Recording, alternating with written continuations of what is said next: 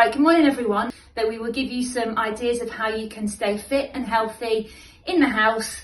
Family can join in with this as well. I'm going to show you some really easy exercises that you can do inside the home using different spaces around the house. And of course these can be adapted to make them harder or easier depending on your individual needs. So here we go. Okay, so next room of the house, moving into the kitchen. You're probably going to have lots of different pieces lying around in the kitchen, but some things that are really good for you to use when you're exercising. So I'm going to delve into my cupboards and see what I can find. And straight away, I've got some tins. So these are really useful. You can do lots of different exercises with tins. Now they're only quite light, but don't be fooled because the more you repeat this, the more difficult it's going to get. So we could do things like bicep curls. Okay, so tin, one in either hand, elbows facing inwards, and you're literally bringing the tins up and back down again. Nice and slowly, so you get a full range of movement and the bicep muscle is getting full exercise there. Okay, so it's bicep curls. You could then change that if you wanted to. Again, you want nice, comfortable stance. This time, you're going to turn your hands to face downwards, so tins are down.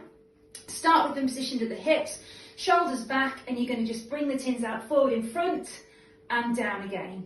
Okay, and these are front raises. Okay. Different variations you could do is instead of just shoulder raising out in front, we can bring the arms out wide at the side. Okay, and this is going to work your delts. Okay, your deltoids.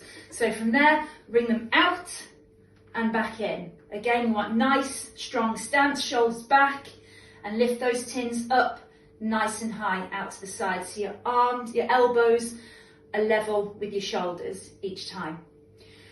Okay, the last one then, bringing the tins up to the shoulders, and we're going to do shoulder raise. Just from there, tins facing forwards, we're going to push up to the ceiling, tins together and back down.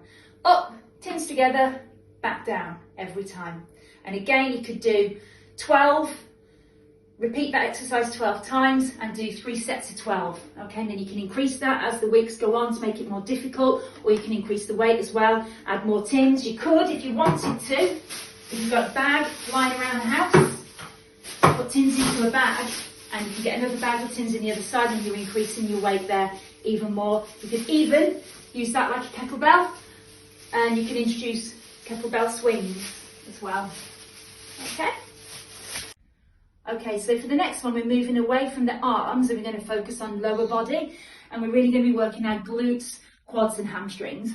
So we're going to do some squats, but we're going to use the chair to guide us to make sure that we really do get a full squat, because some people, myself included, are guilty of not squatting deep enough and getting that full range of movement.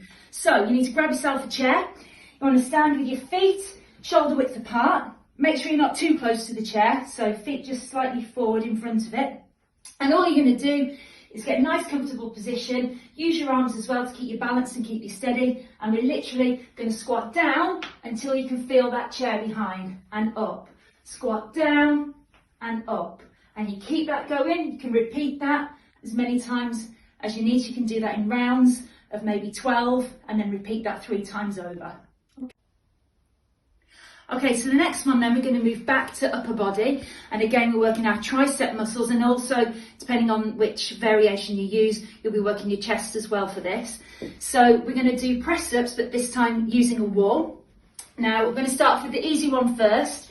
So you want your hands nice and wide on the wall, feet, just a nice comfortable distance out. The further out your feet are, the harder this will be. The closer your feet are in, the easier it gets. Okay, so you can adapt that to suit you. So hands nice and wide, and you literally keep your back nice and straight. Your elbows are going to bend in, nose to wall and back out. So your elbows are going out each time.